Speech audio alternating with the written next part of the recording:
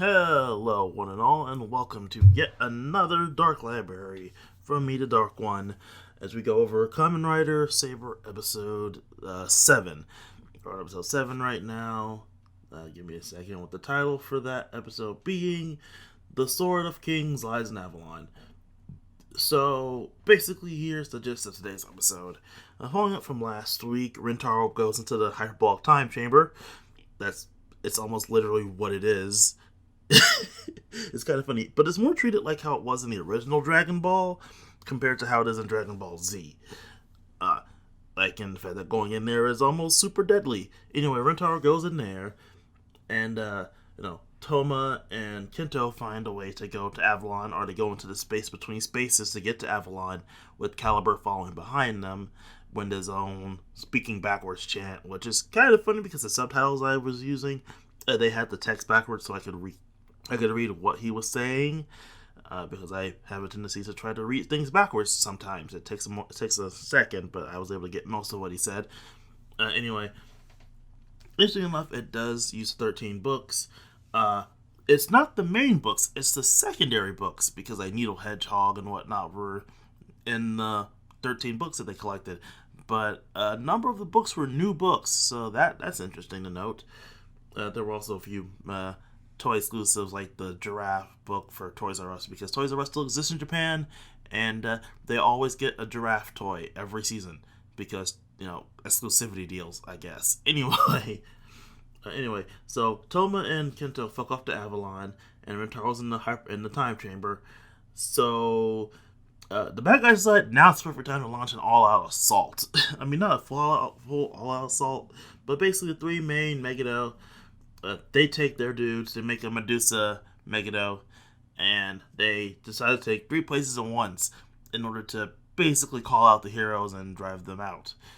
So with the only 2 riders remaining, Buster and Kienzan, Rio and Ren respectively, that's pretty neat, they head out to deal with the threat, not only find the Medusa Megiddo, but they also find the Zast comes back, which obviously he wasn't dead yet. It's kind of funny because it almost leads to a version of that "I thought I killed you" meme. Because Ren's going, "I thought I beat him." It's like, oh, he can't die that easily. It's like, oh god.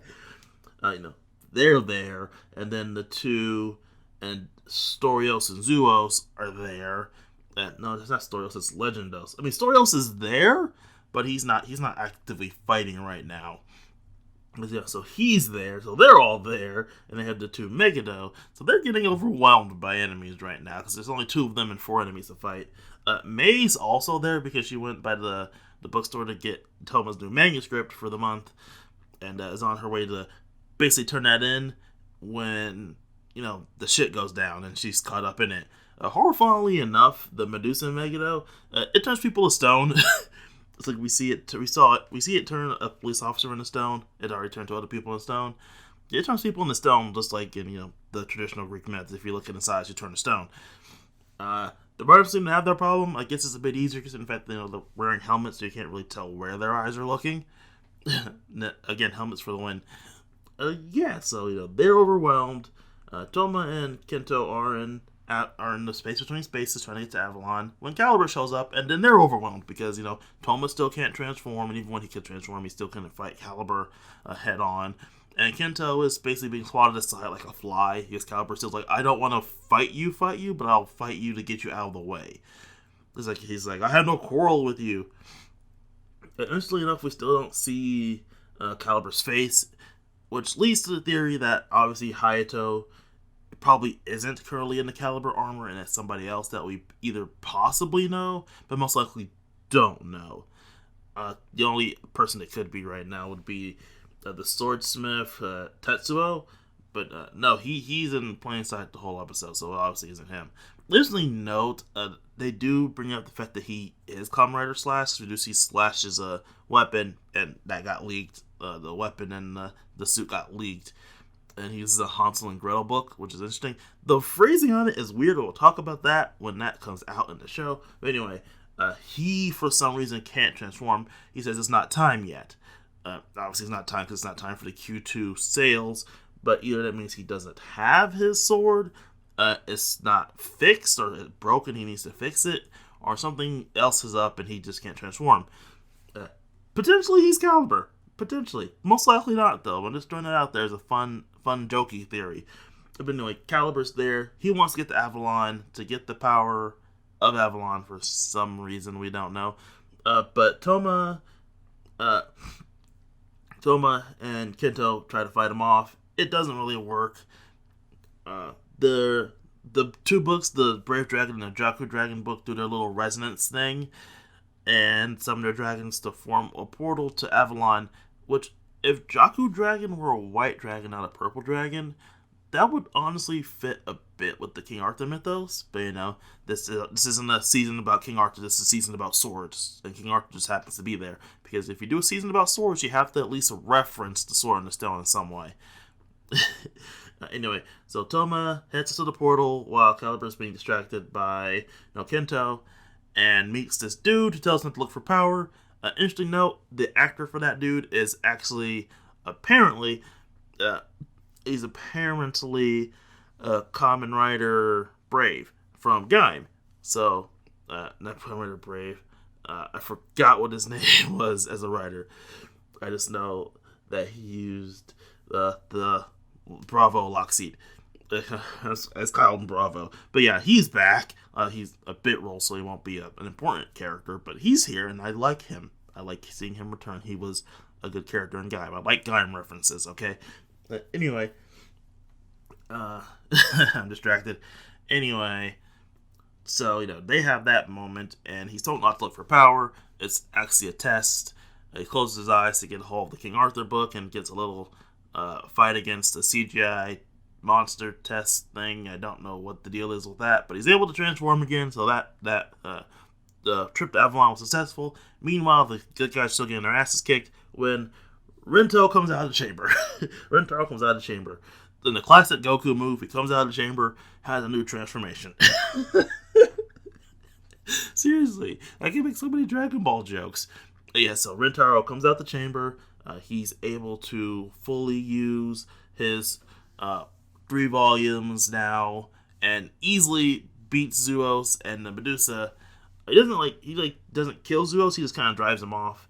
And we don't see the other guys get driven off, but we can kind of tell that maybe they decided to fuck off after the Medusa Megiddo was killed. And Rentaro takes it out, and then the episode kind of ends. That sounded really fucking quick, and it was. It was really quick. This was a quick episode. But ultimately, I liked it better than last week's episode because it wasn't juggling 3 things at once. It was juggling only 2 things. But the main focus honestly felt like it was a good balance between the Avalon stuff and the Villain Assault stuff. But again, I feel that Avalon could have been its own one episode. But, this was still a good episode. And, I honestly did enjoy it. My only major complaints was that the Avalon stuff felt a bit weak compared to the whole Villain Assault stuff. Because, seeing all the bad guys go all out and attack all at once was a pretty cool moment for this series so early on. Just have, 3 places are being attacked at once and all 3 of the Megiddo leaders are here. And it's like, oh shit, there are only 2 writers available right now. Oh shit. That was honestly kind of cool. And I honestly would have liked it to spend more time there than more time in Avalon. I mean, the Avalon stuff, at least the stuff in the crack of time, was pretty cool. Seeing Touma and Kento fight against Caliber and seeing Caliber's actual henshin for once, that was pretty cool. More Caliber fights. But again, the payoff for the Avalon stuff was pretty weak, at least right now. Next episode seems to be the full payoff for the Avalon stuff. But I'm just going to note here that the King Arthur book is basically the series mecha. You know how every season has, almost every season has that, kind of mecha transformation. It's like, we had it in 01 with the Breaking Mammoth. No, Zio didn't actually have a transformation for his. He just had his time machine. There wasn't one for build. The only one that I could think of would be like going way back to Gaim with the watermelon lock seed. And most of the other ones, like the giant CGI mecha stuff, is in the bikes. But they seem to like the mecha transformations now because they can also sell a figure with the henshin item. Then in order to jack up the price. seriously, the price for the breaking mammoth progress key was a lot just for the figure that came with it. And I imagine that's what's gonna happen with the King Arthur book too, because it's gonna be the mecha figure and it's gonna be expensive. Yeah, anyway, so don't despite how important it is for these two episodes, I imagine the King Arthur book and the King Arthur transformation are basically gonna fall by the wayside, like every other, mid-tier, basically every other mid-tier mecha that shows up before the tens. Interesting note: the Arthur form does give Touma a second sword, which I'm like, yes, I would like to see Touma progressively get more swords when he transforms. Like, there's a fucking Fate joke in there where he just becomes a sword. I mean, he does become a sword with the mecha transformation, but that's a whole nother joke. But yeah, so I also mentioned this. I do like Rentaro's full suit. It's a really cool one. I can't wait to see the other two. And there's also a bit of Mei shipping jokes, because Mei gets kidnapped by the Megiddo, who basically tried to use her hostage, whereas Zeus was like, "No, man, I'm just gonna eat her. We don't have to resort to that." And he tries to eat her. Comically, he grows his mouth huge to devour her, and Mei does silly faces. Mei always does silly faces, and then Rentaro saves her, and there's a bit of a joke about her being saved by Rentaro and her making little heart symbols. And it's like, technically, this shipping kind of started like a few episodes back when she started following Rentaro around. Although she did also show an attraction to Kento, so maybe she just likes swordsmen. Huh. Well, either way, that's there. It's a cute moment. I know some people still don't like Mei, but even though she doesn't do much, I still like her as a character, at least in terms of how silly this early part of the series is and how she fits well. I saw some people debating if Mei would make a good writer, and I'm like, I feel like Mei would make a good writer, but I feel like it'd be another Kamen Rider Poppy situation where she'd only get to transform like 3 times in the series and get all of 2 fights as a good guy. Because seriously, Poppy didn't do that much, even though it was a pretty fun idea for her monster form to be her Kamen Rider form, similar to Parado and his monster form basically being his Kamen Rider form. Yeah, so enough about X8. We'll talk about X8 like months later from this point in time. So yeah, that's the episode. A quick one. Again, a lot of this was just fighting, which I'm fine with fight heavy episodes. I honestly like those episodes a lot, but it doesn't leave for a lot of discussion. We did get some drops about Slash, the whole King Arthur book, and the 13 books and how they're all secondary books. So that could be interesting.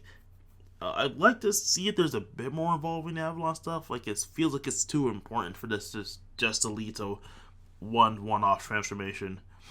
Considering the fact that it seems to be Caliber's main motivation. This isn't like, the Giga and 01 and how they were able to transfigure that into Breaking Mammoth.